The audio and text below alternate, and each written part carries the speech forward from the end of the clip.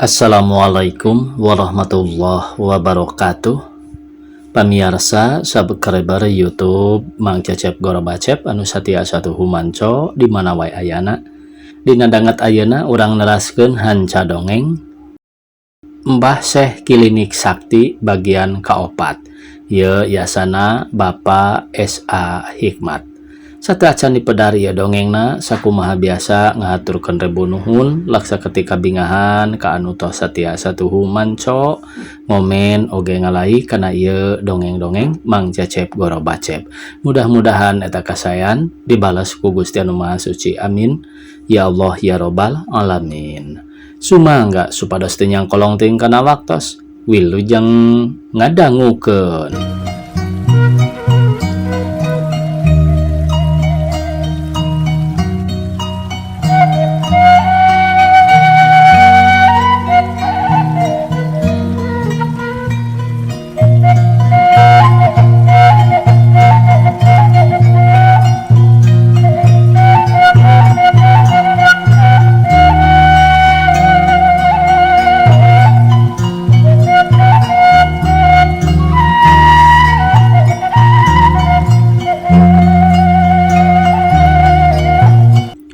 Ta dulur-dulur kasaksian ku aranjeun kumaha kasaktianana anu disembah-sembah teh. Sanggeus kitu Kapten Mukmin marentahkeun ka anak buahna supaya Mbah jeung baladna dipindahkeun ka kamar sejen. Udin mah diparentahkeun mariksa unggal kamar supaya neangan dokumen-dokumen jeung surat-surat rahasia. Basa mod paduduan jeung Udin manehna nanya, "Din, kuring macan ngarti na kumaha bisana pasukan kujang nyerbu ka dieu?" Apaan samemeh urang arindit ka dieu teh kuring kungsi lapor heula, kuring ditugaskeun ngumpulkeun katerangan-katerangan. Kapten Mukmin nu ngarancang siasat penyerbuan sanyana mah basa urang asruk-asrukan di leuweung oge. Urang teh dituturkeun ku anggota kujang bagian intelijen. Geuning basa urang terumpak sado di halte Ciwidey aya 2 anu nyarerangkeun. Tah eta teh maranehna marake pakean pareman. Tuluy kuring nyorotkeun batre basa ngaliwatan tangkal caringin. Geuning eta teh sanyana mah isyarat sangkan Kapten Mukmin nyiapkeun penyerbuanana. Demi waktuna nyerebu jeung lebah mana arasupna ditangtukeunana ku isyarat sinar batre jeung ngaduruk hateup imah. Tah lebah dieu mod nu boga jasa teh ceuk Udin bari nepakan tak-tak mod manehna unggut-unggutan langahulang. Aya anu can diterangkeun ku Kapten Mukmin teh, naha ilmu Mbah disebut esa, naon teh hartina? Kabeh gengan kadoku wungkul, dasanya nama kode, pikeun nyebutan maksud-maksud anu jahat. Hartina esa teh entong sujud sanajan ancur. Maksudna sujud teh golongan maranehna moal daek nurut atawa diparentah, lamun lain ku golonganana sorangan. Oge sujud di dieu hartina maranehna moal daraek sujud atawa nyembah ka Allah. Da puguh teu percayaeun kana ayana Allah oge. Tah golongan sabangsa kieu teh disebutna komunis atawa ateis.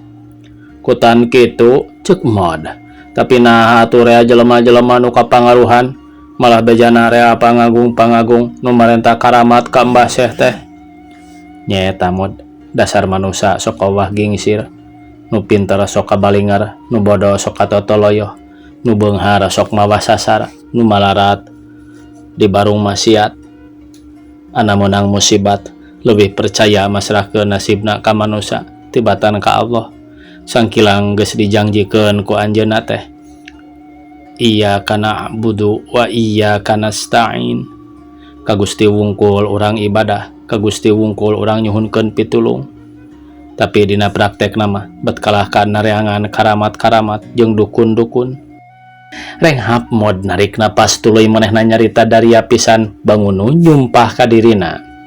Nya Din, kuring nu sok babari kitu teh ti semat ayeuna mah moal rek ngalalaworakeun deui kana agama teh. Syukur atuh mod ari boga pikiran kitu mah. Bari nagerek iraha deui atuh ngadaguan kolot. Kumaha mun isuk maot pek catat dina ati daguhan Rasulullah sallallahu alaihi wasallam kieu cekal ku maneh 5 perkara samemeh datang nu 5 perkara nyaeta mengpenghirup samemeh paeh, mengpengsehat samemeh gering, mengpengsalse samemeh riweuh, mengpengora samemeh pikun, mengpengbenghar samemeh malarat. Tah mod pek ia jadikeun padoman enggoning ibadah jeung amal soleh. Insya Allah urang baristi nemu bagja jeung selamat lahir batin dunia akhirat. Kocapkeun pamirsa ti harita 2 minggu sanggeus milu numpes patapaan Mbah Syekh Udin jeung mod bada asar ngawarangkong di Tepas. Ti harita mod diajak pindah ka Bandung rek dijejehkeun kahirupan anak Udin sanajan Udin umurna geus meh 25 tahun oge. Tacan ari boga pikiran kana laki rabi mah. Majar teh resep keneh ngulik ilmu jeung neangan pangalaman bubuhan kolotna jalma aya katurug-turug deui sanggeus bapana maot teh sagala raja kayana ragrag ka manehna. Da puguh anak nunggal. Basa mimiti rek ngumbara ka Bandung teh ku bapana manehna geus dipangmelikeun imah gedong leutik campernik pernahna di Jalan Raya Timur nu brasna ka ujung Berung. Demi ngurus rumah tanggana nyaeta si Endut anak panyawah bapana budak kaluaran SR umurna ayeuna teh geus 17 tahun.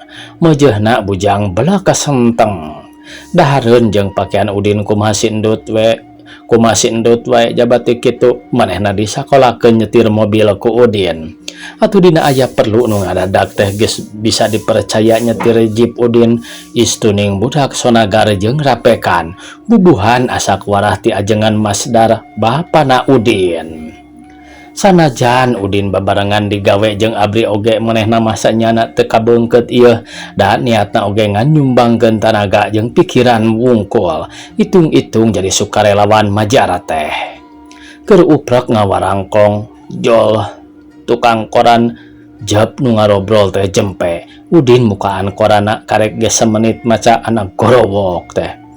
Mod ilikan ieu tarangna mani kerung-kerung bangun teu percaya kana panenjona mani dibolotot-bolototkeun sirahna gogodag bari teu boleh cuk cerek. Dengekeun ieu beritana mod. Peting mangkukna kira-kira jam 12 Wang Sagiri alias Syekh Klinik Sakti nu geus diringkus ku pasukan Kujang bisa kabur ti kamar tahananana. Nurutkeun keterangan ti pihak abri ayeuna markas Mbah Syekh teh dipindahkeun ka kota Bandung. Reg Udin eureun macana. Be mubadir mod menang urang hese capek teh sasatna nandonkeun nyawa ngaringkusna oge. Ayeuna bet lepas deui ku harianan atuh nu ngajaraga teh ceuk mod breh we kacipta ku manehna. Basa Udin pada ngarempug rek dipaehan ka tembong panon Mbah Syekh nu hurung ruhai kawas mata maung. Hatena baluas mes-mes ngapiri gidig lamun ras ingat kana kajadian harita.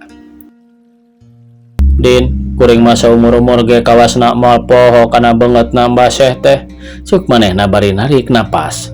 Puguh we mun anger nyamurna kawas harita onaman apan manehna mah bisa gonta-ganti rupa, jawab Udin.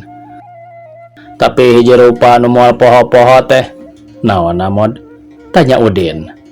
Eta batu alina dina jari manisna mun dibeureum kawas getih geuning jeung model deui saban-saban manehna rek ngomong kudu we ngusap heula irung ku jari manisna nu aya batu alian teh. Kuring mah teu pati nangetan kadinyana mah. Da eta perhatian teh kudu dibagi-bagi ngawaskeun balad-baladna nu garalak. Can anggeus Udin ngomongna anak gabro teh kaca janelana aya nu maledog sorak kaca nu peupeus jeung meruragan kawas nu ngegebah maranehanana. Teu sadar deui jelang Udin loncat tina korsina bari nangkuban mod mah ngayak-yak hanapeun meja katindihan suku korsi. Kolebat ti luar aya barang nu ngalayang kuloprak ninggang meja. Pluk ragrag kana ubin. Udin rikat ngajela ngahontal knop listrik cetrek. Pas lampu ditepas ku manehna dipareuman. Gerung kadenge soda mobil di jalan dilompatkeun. Udin bisa keneh nempo Jeep warna beureum nu ngadius ka kidul. Jalan ka Bandungkeun. Sawatara menit jempling. Mod teu kuat kieu ceuk Udin ngaharewos. Teu jawabna sorana mani ngaheos. Udin ngarandang neangan barang nu dibaledogkeun tadi ti luar. cek kaca kalau batu segede pereup orok. Manehna penasaran tuluy nangtung cetrek. Bray deui lampu teh hurung. Di juru ka tembong aya secewir kertas nuges rikas kawasna dipake mungkus batu nu dibaledogkeun ku nu hianat. Sanggeus kumanehna dibeberes kertasna breh we aya tulisan make mangsi beureum kawasna make bolpoin nulisna teh. Ku Udin dibaca. Udin, lamun maneh hayang panggih jeung Embah Seh, datang isukan peuting pukul 7 di Parapatan 5 deket pom bensin. Surat teh ditanda ku Cakra nu dikurilingan ku bunderan. Tamat cenah ieu pamiarsa. Dongeng anu judulna Mbah Seh Klinik Sakti. Dugi ka dieu cenah pamiarsa ieu. Mbah Seh Klinik Sakti nama dihandapna teh ieu cenah.